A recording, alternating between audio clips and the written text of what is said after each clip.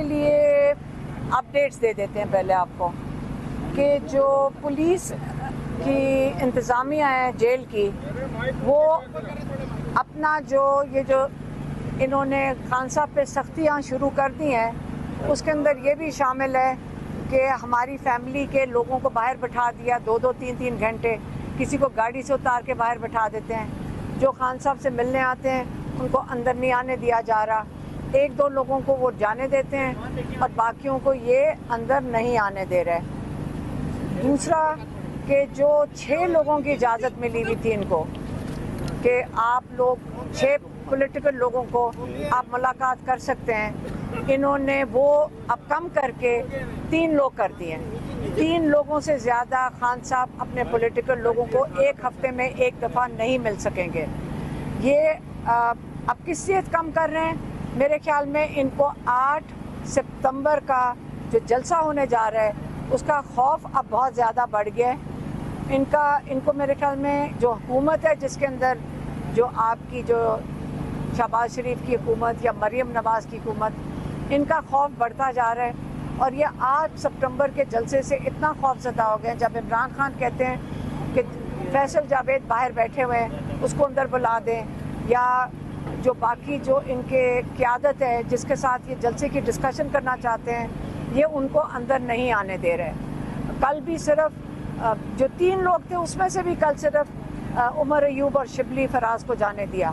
تو یہ اس طرح کنٹرول کرنے کی کوشش کر رہے ہیں، لیکن عمران خان پرعزم تھے، کہتے مجھے کسی چیز کی فکر نہیں ہے، ہمارے جو پاکستان 8 فروری کا ہے وہ خود ہی نکلیں گے، مشکلات بھی ہوئیں گی، کوئی فرق نہیں پڑتا، اگر انتظام نہیں بھی ہوگا لوگ انشاءاللہ خود ہی آ جائیں گے 8 سپٹمبر کو، کیونکہ میں نے خود اس کی کال دی ہے، مجھے پتہ ہے کہ یہ وقت آ گیا ہے کہ ہمیں یہ موومنٹ جو ہے اپنے انصاف کے لیے شروع کرنی پڑے گی، اب ٹائم آ گیا ہے، انہوں نے یہ کہہ دیا۔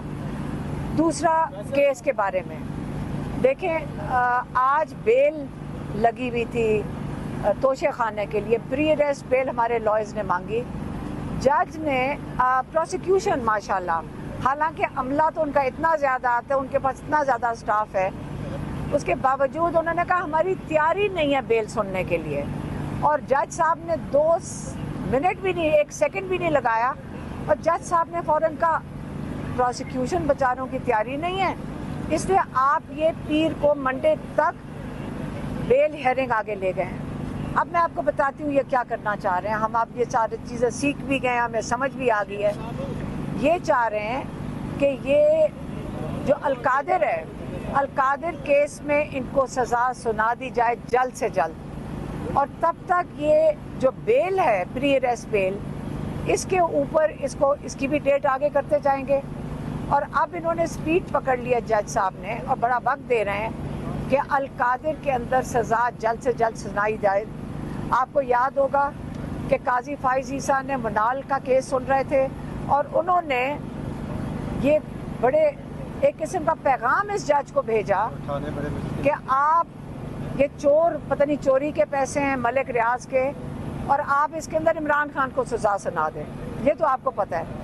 اب جج صاحب صرف 1 دن کا انتظار کر رہے ہیں کہ جلد سے جلد یہ سزا سنائی جائے، اور عمران خان کو جب سزا سنا دیں گے اس کے بعد 2-3 مہینے ہمارے لائرز کے مطابق کم سے کم 3 مہینے لگیں گے کہ یہ ہائی کورٹ میں جا کر، جو 1 دن کا کیس ہوتا ہے آپ کو پتہ ہے، ہائی کورٹ میں بھی 3-3 4-4 مہینے اس کو گھسیٹیں گے۔ تو عمران خان کو اس طرح انہوں نے جیل سے نہیں نکلنے دینا، اس کے بعد اور کیسز تیار کریں گے۔ اب ہمیں فیصلہ کرنا ہے کہ یہ جو ناجائز کیسز بناتے چلے جا رہے ہیں، ہم نے ان کا تماشا کتنی دیر یہ سہنا ہے۔ ہماری تو برداشت، ہم 1 سال سے یہ تماشا دیکھ رہے ہیں، اب یہ القادر کا ہم انتظار کر رہے ہیں کہ القادر میں یہ جج صاحب کس چیز پہ سزا دیں گے عمران خان کو۔ ایک فلاحی ادارہ القادر ملک ریاض نے بنا کے دے دیا تھا، اور وہ ادارہ، اچھا یہ اس کے اندر تنگ کر رہے ہیں القادر میں، عمران خان کہہ رہے تھے القادر میں تنگ کر رہے ہیں، یہ مجھے بتا دیں جب القادر کو بند کریں گے عمران خان کا کیا نقصان ہوگا، آپ یہ سوال پوچھیں۔ کہ جب القادر یونیورسٹی کو بند کریں گے تو عمران خان کا بتائیں کہ نقصان ہوگا کیا، کیونکہ جو ایک فلاحی ادارہ ہوتا ہے اس کے اندر جو ٹرسٹیز ہوتے ہیں وہ اس کے اونرز نہیں ہوتے. یہ نہیں ہے کہ ٹرسٹی زمین بیچ سکتے ہیں یا اس کو زمین کھا سکتے ہیں یا بلڈنگز اپنا ذاتی استعمال میں لے کے آ سکتے ہیں. جب ایک چیریٹی کا ادارہ ہوتا ہے یا وہ ڈونر جو ہوتا ہے اس کے پاس واپس چلا جاتا ہے یا پھر حکومت ٹیک اوور کر لیتی ہے. آپ اس کے ذرا ریگولیشنز پڑھ لیں. تو جب یہ بند ہوگا، القادر کو یہ کوشش کر رہے ہیں بند ہو جائے، تو وہاں پہ جو بچے دین کے بارے میں پڑھ رہے ہیں، ٹیکنالوجی کے بارے میں پڑھ رہے ہیں، وہ کل اپنے لیے کہاں تعلیم ڈھونڈ رہے ہوں گے. ان بچوں کا نقصان ہوگا، عمران خان کا یا بشرا بی بی کا کیا نقصان ہوگا. یہ آپ اس چیز پہ ضرور سوال اٹھائیں کہ یہ کرنا چاہ کیا رہے ہیں عمران خان کے ساتھ. ہم لوگوں نے کب تک ان کی تماشا برداشت کرنا ہے، تاکہ فائز عیسیٰ صاحب کا ہو جائے یا شہباز شریف کا ہو جائے یا مریم نواز کا ہو جائے. ہم بیٹھ کے یہ تماشا ہی دیکھ رہے ہیں. تماشا ہم دیکھ رہے ہیں، باہر جیل میں عمران خان ہے اور کئی 100 قیدی ہیں ابھی بھی، کئی لوگ بیلوں کے اوپر ہیں، اور ہم سب کیا ہیں؟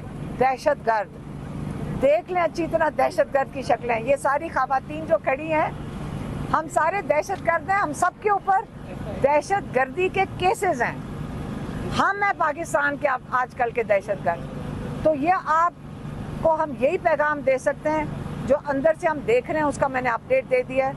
اور اب آپ کو منڈے کو پیر والے دن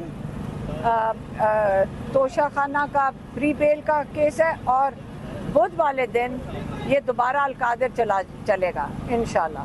مہربانی. میں ایک منٹ ذرا میں بات کروں. یہ رانی نورین نیازی بات کریں گے.